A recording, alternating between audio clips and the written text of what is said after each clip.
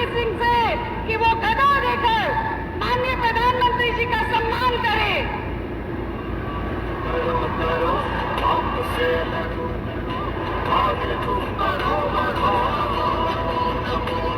मेरा अनुरोध है महेंद्रगढ़ से सांसद चौधरी धर्मवीर जी से कि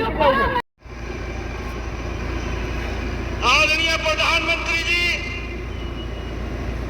हरियाणा के लोग जब भी आपका कार्यक्रम हरियाणा में बनता है, आपकी टकटकी लगा करके प्रतीक्षा करते हैं कि हमारे प्रिय नेता हमारे बीच में कब आने वाले हैं। ये हरियाणा के लोगों का आपके तरफ प्यार है और आपका हरियाणा के लोगों का जो स्नेह है, वो स्नेह ये जो जन का लाभ उमड़ा है, ये बता रहा है कि हरियाणा के लोग आपको कितना प्यार करते हैं। आपने पिछले 10 वर्षों में जो पूरे देश के साथ साथ हरियाणा को भी एक नई दिशा देने का काम किया है। मुझे ध्यान में है इन 10 वर्षों में हरियाणा में जो रोड्स का इंफ्रास्ट्रक्चर आपने मजबूत किया है, आज हर जिला के अंदर 4 लाइनिंग रोड, आज लोगों के रास्तों को सरल और सुगम करने का काम आपने किया है। मैं देखता हूं महेंद्रगढ़ भिवानी से अगर चंडीगढ़ जाना होता था 2014 से पहले तो हमें 8 घंटे 9 घंटे लगते थे। आज आपने एक नया भारत बनाने का जो काम किया है, आज अगर महेंद्रगढ़ से हम जाते चंडीगढ़ तो मात्र 2.5-3 घंटे में हम चंडीगढ़ पहुंच जाते हैं। ये आपने हरियाणा को एक ऐसी सौगात जो 152 दिया है, हरियाणा की तस्वीर और तकदीर बदलने का काम आपने किया है। आदरणीय प्रधानमंत्री जी, आपके नेतृत्व में ये डबल इंजन की सरकार ने जो हरियाणा में एक नई दिशा और दशा तय की है। आज मैं देखता हूं कि हरियाणा के अंदर जो युवा जिनके अंदर है विश्वास 2014 से पहले था कि नौकरी किसी मुख्यमंत्री के चक्कर काटने से मिलेगी, किसी मंत्री के चक्कर काटने से मिलेगी, आज वो सिस्टम आपने बनाया है कि आज बिना पर्ची बिना खर्ची के हरियाणा के अंदर ईमानदारी से रोजगार देने का काम ये आपकी सरकार ने किया है। आज किसी माँ बाप को जमीन बेचने की आज आवश्यकता नहीं है। जो 2014 से पहले जमीन बेच करके नौकरी मिलती थी, आज लोगों को इस बात का बड़ा संतोष है। आदरणीय प्रधानमंत्री जी, आज पूरा देश एक ही बात आपके नेतृत्व में बोल रहा है कि अब की बार 400 पार मिठाई इसी के कारण ये हमारा राबिला डायबिटिक हो गया। लेकिन अब भी इतनी अच्छी बनती है ना सब कुछ। हाँ, और गर्मी की सीजन में एक गिलास राबड़ी, मोटी मोटी रोटी और एक प्याज सारी भूख मिटा देता था।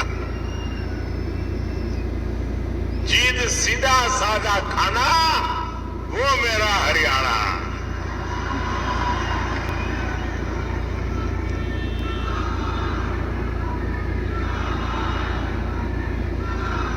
साथियों,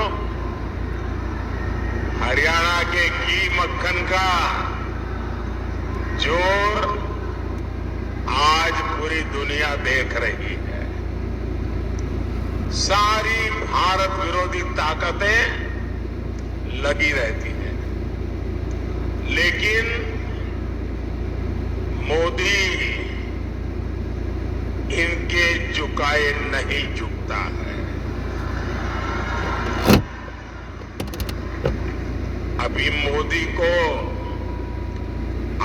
का कर्ज चुकाने के लिए बहुत काम करना है। हमारे हरियाणा को नई ऊंचाई पर लेकर जाना है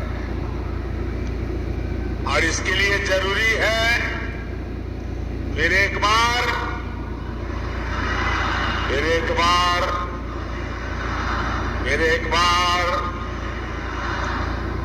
साथियों, ये चुनाव देश का प्रधानमंत्री चुनने का चुनाव है। आप प्रधानमंत्री नहीं चुनेंगे, देश का भविष्य भी चुनेंगे। एक और आपका जांचा परखा सेवक मोदी है और दूसरी ओर कौन है? कोई अता पता ही नहीं है।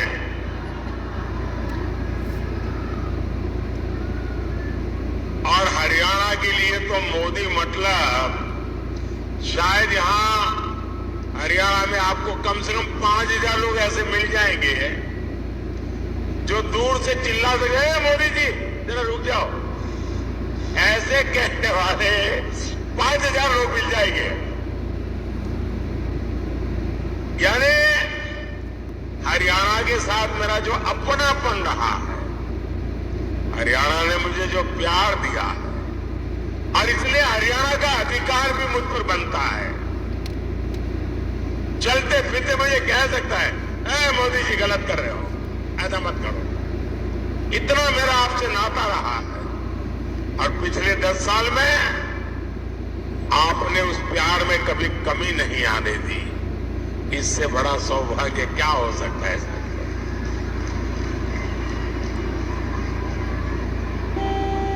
और ये इंडिया अलायंस वालों का हाल तो ऐसा है कि गाय ने दूध दिया नहीं, लेकिन घी खाने के लिए इंडी वालों में झगड़ा शुरू हो गया।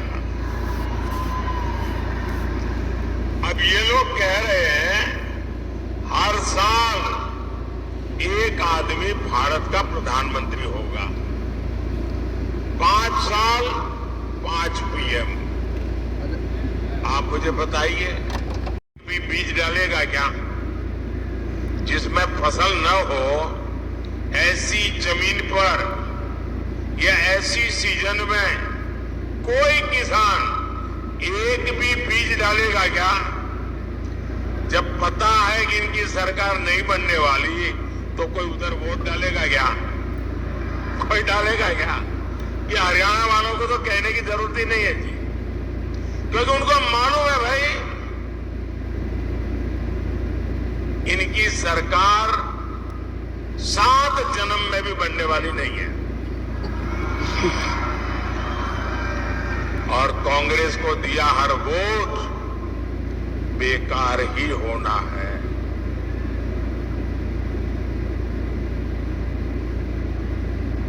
इसलिए आपको सरकार बनाने के लिए वोट करना है। और सरकार किसकी बनने जा रही है? किसकी सरकार बनेगी? बच्चे बच्चे को पता है किसकी सरकार बनेगी। साथियों, 24 के इस चुनाव में पूरा देश कांग्रेस की सच्चाई जान गया है। कांग्रेस और इंडी वालों के लिए देश में भी बड़ा उसका अपना वोट बैंक है। इन लोगों ने वोट बैंक के लिए देश का विभाजन करवाया। एक भारत और दो मुस्लिम राष्ट्र बनाए।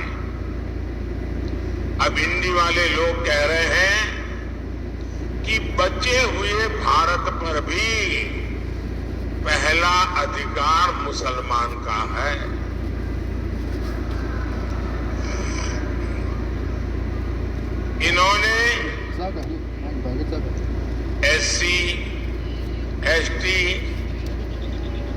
ओबीसी, इनको जो बाबा साहब आम्बेडकर ने आरक्षण दिया है,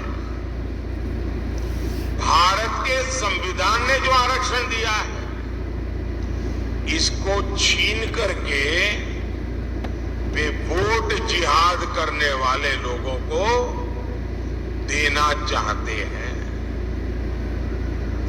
आपने कल अखबारों में देखा होगा, टीवी पर देखा होगा, सोशल मीडिया में देखा होगा, बंगाल की हाईकोर्ट का जजमेंट आया है और बंगाल में भी इंडी जमात का एससी, एसटी, ओबीसी के आरक्षण के खिलाफ उनका जो षड्यंत्र है, आरक्षण विरोधी उनकी जो मानसिकता है, उसका भंडा फूट गया है। बंगाल में इन लोगों ने क्या किया? बंगाल में इन लोगों ने मुसलमानों को रातों रात ओबीसी के सर्टिफिकेट दे दिया था। जो आरक्षण ओबीसी को मिलना चाहिए, वो सारा का सारा मुसलमानों को, और वो भी घुसपैठियों में बांटा जा रहा था। हाई कोर्ट ने बंगाल में पिछले 10-12 साल में मुसलमानों को दिए सारे ओबीसी सर्टिफिकेट रद्द कर दिए। अब आप देखिए, कोर्ट न होती तो क्या होता? ये पिछड़े समाज के लोग करते क्या? ये मेरे दलित भाई बहन क्या करते हैं? ये मेरे आदिवासी भाई बहन क्या करते हैं? लेकिन साथियों, आप ये इंडी जमात वालों की मानसिकता देखिए। बंगाल की सीएम ने घोषणा कर दी है कि वो हाईकोर्ट का फैसला नहीं मानेगी। वो मुसलमानों को ओबीसी का आरक्षण देकर रहेगी। आप मुझे बताइए, कांग्रेस हो, टीएमसी हो, इंडी गठबंधन के सारे दल तो अपने वोट बैंक के साथ डटकर खड़े हो गए हैं। फिर आपके साथ, हरियाणा के साथ कौन खड़ा होगा? कौन खड़ा होगा? इसलिए मैं हरियाणा के हर एससी, हर एसटी, हर ओबीसी को भरोसा देने आया हूं, जब तक मोदी जिंदा है, कोई माइका लाल दलित का, आदिवासी का, पिछड़ों का आरक्षण छीन नहीं सकता है। वंचितों का जो अधिकार है, मोदी उसका चौकीदार है। और भाइयों बहनों, ये चुनावी भाषण नहीं है, ये मोदी की गारंटी है। साथियों, अपने वोट बैंक को खुश करने के लिए इंडी गठबंधन वाले कुछ भी कर सकते हैं। हमारे यहां हरियाणा में हर कोई दिन में 200-400 बार राम राम बोलता है। हर 10 कदम पर वो राम राम बोलेगा ही बोलेगा। राम राम के बिना हरियाणा में कोई काम होता है क्या? लेकिन कांग्रेस का बस चले तो हरियाणा में राम का नाम लेने वालों पर ये लोगों को गिरफ्तार कर ले। कांग्रेस पूरे देश से ही राम को हटाना चाहती है। कांग्रेस जब तक सत्ता में रही, उसने राम मंदिर नहीं बनने दिया। कांग्रेस ने राम मंदिर प्राण प्रतिष्ठा तक का बहिष्कार कर दिया। और अब तो शहजादे के सलाहकार ने तो एक और बड़ा खुलासा किया है। कांग्रेस अब अगर सत्ता में आई तो राम मंदिर पर ताला लगाने की फिराक में है। कांग्रेस चाहती है कि हरियाणा के लोग रामलला के दर्शन तक नहीं कर पाए। वो रामलला को फिर से टेंट में भेजना चाहते हैं। क्या हरियाणा के लोग ऐसा होने देंगे क्या?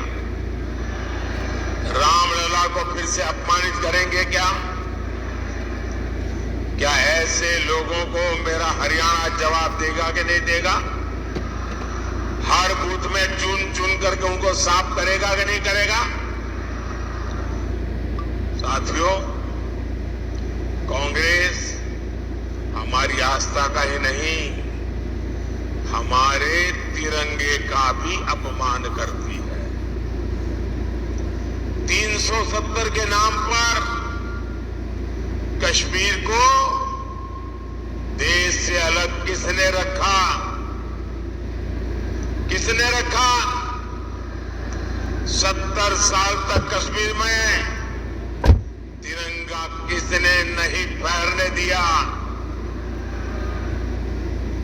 आज ये लोग कह रहे हैं ये सत्ता में आए तो फिर से 370 वापस लाएंगे।